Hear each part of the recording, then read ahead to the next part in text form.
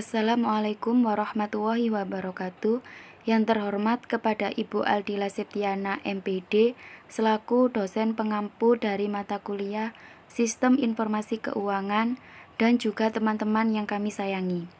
Kami dari kelompok 5 akan membahas Sistem Informasi Keuangan untuk investor.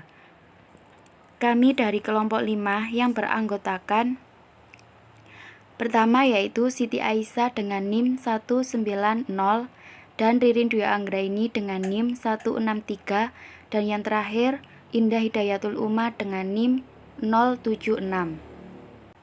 Saya Ririn Dwi Anggraini NIM 163. Di sini saya akan menjelaskan tentang analisis rasio keuangan. Analisis rasio keuangan menurut PSAK nomor 13 dalam standar akuntansi keuangan suatu perusahaan untuk pertumbuhan kekayaan melalui distribusi hasil investasi. Kinerja keuangan adalah sehat atau tidaknya keuangan suatu perusahaan, yaitu rasio rata-rata perusahaan lebih besar daripada rata-rata industri. Untuk menilai kinerja perusahaan menggunakan alat ukur rasio keuangan yang digunakan antara lain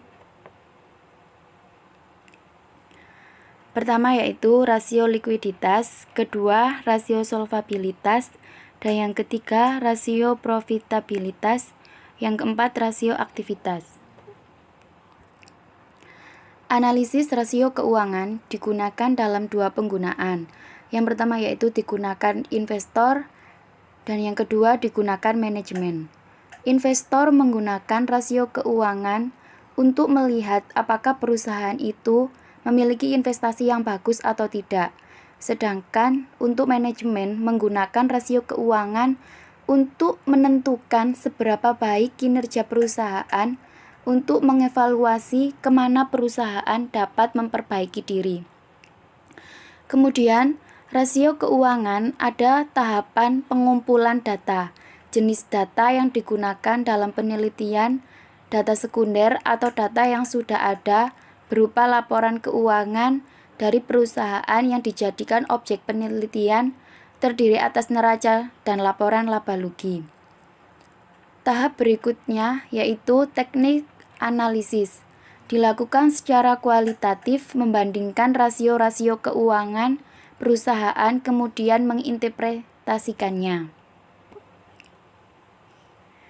Kemudian di sini saya akan menjelaskan tentang penilaian sekuritas.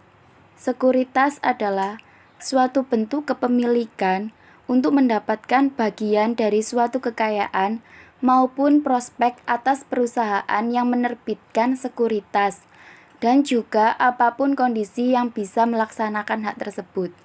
Penilaian saham merupakan suatu mekanisme untuk merubah serangkaian variabel ekonomi atau perusahaan yang diramalkan menjadi perkiraan tentang harga saham. Kemudian tujuan penilaian saham untuk memberikan gambaran pada manajemen atas estimasi nilai saham suatu perusahaan yang akan digunakan sebagai rujukan manajemen sebagai pertimbangan kebijakan atas saham perusahaan yang bersangkutan. Kemudian nilai saham dibedakan menjadi berikut. Yang pertama yaitu nilai buku. Nilai buku per lembar saham adalah nilai aktiva bersih atau net asset yang dimiliki pemilik dengan memiliki satu lembar saham. Dilihat dari laporan keuangan perusahaan yang bersangkutan. Dengan menggunakan rumus nilai buku sama dengan total ekuitas dibagi dengan jumlah saham yang beredar. Yang kedua yaitu nilai pasar. Nilai pasar adalah harga saham di bursa saham pada saat tertentu ditentukan oleh permintaan dan penawaran saham di pasar modal atau harga pasar sekunder. Kemudian nilai intrinsik. Nilai intrinsik, nilai saham yang menentukan harga wajar satu saham agar saham tersebut mencerminkan nilai saham yang sebenarnya sehingga tidak terlalu mahal. Jika nilai pasar lebih besar dari nilai intrinsik, maka menunjukkan bahwa nilai saham tersebut dijual dengan harga mahal atau overvalued. Dan yang kedua yaitu jika nilai pasar lebih kecil dari nilai intrinsik, maka menunjukkan bahwa harga tersebut dijual dengan harga yang murah atau undervalued. Kemudian yaitu menentukan nilai intrinsik tersebut menggunakan analisis fundamental dan analisis teknikal. Assalamualaikum warahmatullahi wabarakatuh. Saya Indah Hidayatul Umah sebagai pemateri kedua akan menjelaskan mengenai retur dan pasar efisien, kemudian strategi investasi. Yang pertama saya akan menjelaskan terlebih dahulu apa pengertian dari retur. Return atau hasil investasi adalah penghasilan atau kerugian karena turunnya nilai investasi pada suatu periode tertentu atau tingkat keuntungan dari hasil investasi yang dilakukan oleh para investor. Kemudian, pengertian dari pasar efisien. Pasar efisien ini adalah pasar modal yang berisi sekuritas yang nilai pasarnya ini selalu menyesuaikan secara cepat dan langsung apabila terjadi perubahan nilai intrinsik dari aset yang menjadi dasar dikeluarkannya sekuritas tersebut.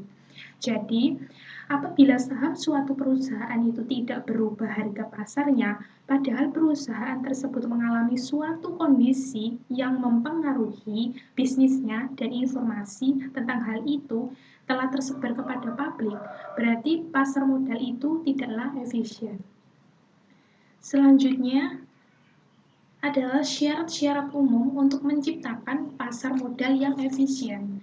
Yang pertama ada disclosure, yang artinya berbagai informasi pengetahuan dan perkiraan tergambarkan secara akurat dalam harga-harga pasar tersebut. Jadi, berbagai pihak ini mengetahui penyebab naik turunnya harga tersebut dari berbagai perolehan informasi. Yang kedua, pasar dalam keadaan seimbang. Selalu menjaga pasar agar selalu berada dalam keadaan seimbang, seperti contohnya usaha-usaha untuk memasukkan informasi baru. Dengan demikian, terserapnya informasi baru ke pasar akan menghasilkan nilai intrinsik saham, sehingga terciptanya equilibrium pasar. Yang ketiga, kondisi pasar berlangsung secara bebas. Jadi, artinya di sini adalah kondisi tidak ada seorang pun yang bisa mempengaruhi kondisi harga di pasar. Selanjutnya, menurut Kroenke tahun 1989, bentuk efisiensi pasar modal terbagi menjadi 3. Yang pertama, efisiensi bentuk lemah atau weak form, yang artinya menyatakan bahwa harga saham mencerminkan semua informasi yang ada pada catatan harga di waktu lalu.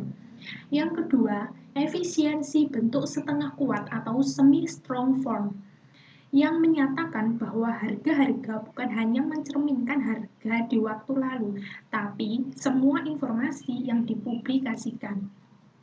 Yang ketiga, efisiensi bentuk kuat, strong form, yang menyatakan bahwa semua informasi yang relevan dan tersedia tercermin dalam harga saham. Selanjutnya, yakni strategi investasi. Di sini ada 7 strategi dalam melakukan investasi. Yang pertama, yakni mengumpulkan beberapa jenis saham dalam satu portofolio. Nah, strategi ini dapat memperkecil resiko investasi karena resiko akan disebar ke berbagai jenis saham. Yang kedua, beli di pasar perdana dan dijual begitu dicatatkan di bursa. Selanjutnya, yakni yang ketiga, beli dan simpan. Nah, strategi ini dapat digunakan apabila perusahaan memiliki prospek untuk berkembang dari tahun ke tahun. Yang keempat, yakni beli saham tidur. Nah, saham tidur ini adalah saham yang jarang atau tidak pernah ada transaksi. Yang kelima, Strategi berpindah dari saham yang satu ke saham yang lain. Investor yang memilih strategi ini cenderung bersifat lebih spekulatif. Yang keenam, konsentrasi pada industri tertentu. Strategi ini cocok bagi investor yang benar-benar menguasai kondisi suatu jenis industri sehingga mengetahui prospek perkembangannya. Yang ketujuh, yakni reksadana. Strategi ini cocok bagi investor yang tidak memiliki cukup waktu melakukan analisis pasar dan melakukan mengelola investasi. Mungkin hanya itu saja yang bisa saya sampaikan. Selanjutnya akan disampaikan oleh pemateri ketiga. Assalamualaikum warahmatullahi wabarakatuh. Saya Siti Aisyah, NIM 190. Saya di sini sebagai pemateri terakhir yang akan menjelaskan mengenai analisis fundamental dan analisis teknikal. Nah, analisis fundamental. Analisis fundamental di sini adalah metode analisis yang didasarkan pada fundamental ekonomi suatu perusahaan yang dilihat dari rasio dan kejadian-kejadian yang langsung atau tidak langsung yang berpengaruh pada kinerja perusahaan. Nah, analisis fundamental ini itu sebenarnya melakukan penilaian atas laporan keuangan perusahaan. Nah, adapun target dari analisis fundamental ini yaitu memberikan jawaban atas pertanyaan apakah perusahaan tersebut itu dalam kondisi sehat atau tidak. Maka perusahaan tersebut itu layak untuk dijadikan tempat investasi. Nah, ukuran yang bisa digunakan untuk mengetahui apakah perusahaan tersebut dalam keadaan kondisi sehat atau tidak adalah RLS, yaitu rentabilitas, likuiditas, dan solvabilitas. Nah, RLS itu adalah rasio-rasio yang dihitung dari angka-angka yang didapat dari laporan keuangan. Nah, di sini ada 3 laporan keuangan penting yang harus dilakukan oleh perusahaan, yaitu ada neraca, ada laporan laba rugi, dan laporan perubahan modal. Nah, di sini secara lengkap analisis fundamental itu melalui 6 langkah, yaitu antara lain yang pertama ada searching, yaitu langkah-langkah mencari data atau informasi. Seperti telah dijelaskan sebelumnya, ada 3 laporan yang penting yang harus dilakukan oleh perusahaan. Nah, di sini yang paling penting dan yang paling banyak digunakan itu hanya 2, yaitu neraca keuangan dan laporan laba rugi. Nah, langkah mencari laporan keuangan atau prospektif inilah yang dimaksud atau dinamakan dengan searching. Kemudian yang kedua ada counting. Nah, counting di sini yaitu menghitung rasio-rasio keuangan seperti current asset ratio, debit to equity ratio, dan lain sebagainya. Nah, pada perhitungan rasio ini itu banyak sekali variasinya. Masing-masing analisis itu mempunyai prioritas sendiri-sendiri atas suatu rasio. Karena itu, sangat mungkin terjadi suatu rasio muncul dalam analisis seorang analis, tetapi tidak muncul dan tidak dihitung pada hasil perhitungan analis lainnya. Nah, mana yang betul? Itu semua betul, karena hal ini itu sangat bergantung pada sudut pandang dan tingkat pengetahuan yang dimiliki oleh masing-masing analis. Tetapi kaidahnya adalah semakin banyak rasio yang dihitung, maka semakin baik hasil dari analisisnya. Kemudian yang ketiga ada comparing. Nah, comparing di sini yaitu membandingkan rasio RLS dari perusahaan yang kita analisis dengan pembandingnya. Nah, pembandingan di sini itu sebenarnya terdiri atas teori, data historis, rata-rata industri, dan perusahaan sejenis berskala sama. Kemudian yang keempat ada calculating. Nah, calculating yaitu menjumlahkan masing-masing penilaian tersebut. Kemudian yang kelima ada concluding, yaitu penyimpanan hasil perhitungan rasio. Kemudian yang terakhir ada recommending, yaitu memberikan rekomendasi. Nah, di sini tuh analisis fundamental itu merupakan analisis yang paling reliable secara jangka panjang. Mengingat karena karakteristik investasi di saham itu yang bersifat jangka panjang, maka analisis fundamental ini itu mutlak diperlukan jika akan berinvestasi di saham. Tapi di sini investor tidak bisa mengharapkan hasil yang 100% tepat dan konsisten untuk meramalkan arah pergerakan harga saham. Tetapi di sini investor itu bisa mendapatkan gambaran tren utama di pasar. Kemudian selanjutnya ada analisis teknikal. Nah, analisis teknikal itu adalah suatu jenis analisa yang selalu berorientasi kepada harga pembukaan, harga penutupan, harga tertinggi, dan harga terendah dari suatu instrumen investasi serta pada time frame tertentu. Nah, analisis ini itu mempelajari tentang perilaku pasar yang diterjemahkan ke dalam grafik riwayat harga dengan tujuan untuk memprediksi harga di masa yang akan datang.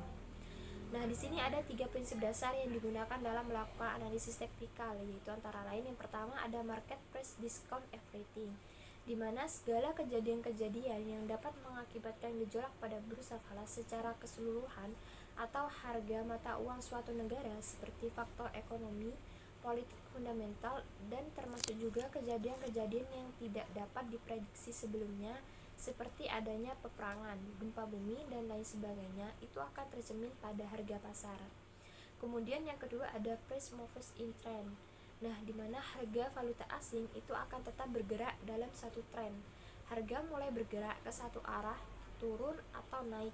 Nah, tren ini itu akan berkelanjutan sampai pergerakan harga itu melambat dan memberikan peringatan sebelum berbalik dan bergerak ke arah yang berlawanan.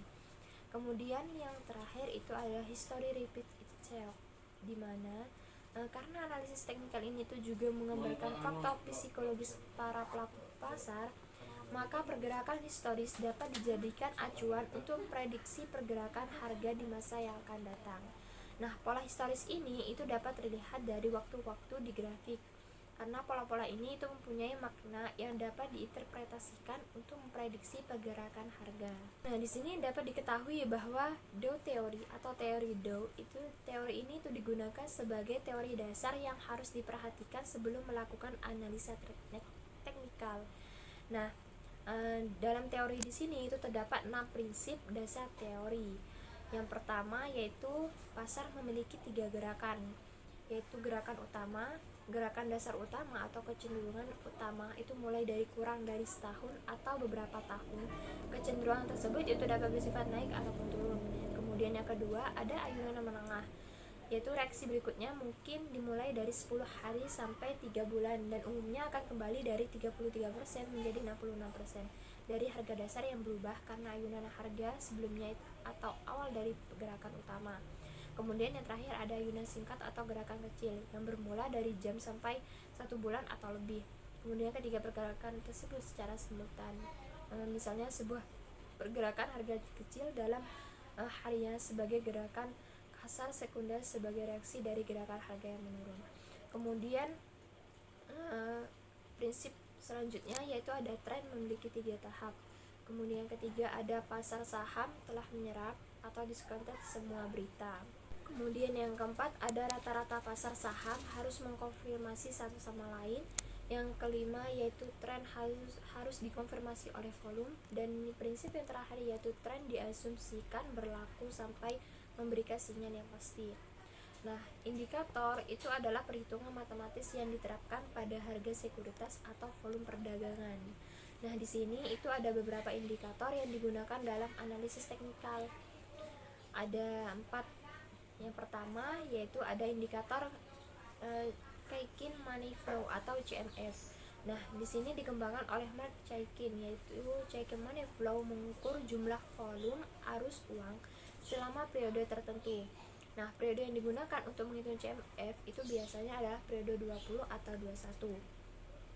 Kemudian yang kedua ada indikator Money Flow Index atau MFI. Nah, Money Flow Index itu adalah sebuah osilator yang menggunakan harga dan volume untuk mengukur tekanan pembelian dan penjualan. Nah, di mana MF ini itu dimulai dengan harga tipikal untuk setiap periode. Nah, sebagai osilator momentum MFI ini itu terikat dengan volume. Nah, MFI di sini itu paling cocok digunakan untuk mengidentifikasi pembalikan arah dan harga yang ekstrim. Nah, MFI itu menggunakan skala 0 sampai 100 dan biasanya menggunakan periode standar 14. Nah, semakin besar periode waktu yang digunakan, maka pergerakan naik turunnya indeks MFI di sini itu akan lebih stabil dan halus. Kemudian yang ketiga ada indikator Commodity Channel Index atau CCI. CCI. Nah, Commodity China Index atau lebih sering disebut dengan CCI itu pertama kali dikemukakan oleh Donald Lambert pada sebuah artikel yang dipublikasikan pada tahun 1980. Nah, pada awalnya indikator ini itu digunakan untuk mengetahui daerah jenuh beli dan jual pada pasar komoditi. Namun seiring berkembangnya waktu, indikator ini pun dipergunakan pada pasar finansial lainnya, termasuk pada forex. Nah, kemudian yang terakhir itu ada indikator stochastic oscillator. Nah, di sini alat analisis stochastic oscillator itu merupakan alat analisis ciptaan George Chladni pada akhir 50-an. Nah, nilai kisaran pada indikator ini itu adalah 0 sampai 100. Nah, stochastic oscillator ini digunakan untuk menunjukkan posisi closing relatif terhadap ring transaksi dalam suatu periode tertentu. Nah, pada dasarnya indikator ini itu dipakai untuk mengukur kekuatan relatif harga terakhir terhadap selang harga tertinggi dan terendahnya selama selang periode yang diinginkan. Nah, mungkin itu saja yang bisa saya sampaikan, kurang lebihnya mohon maaf. Wassalamualaikum warahmatullahi wabarakatuh.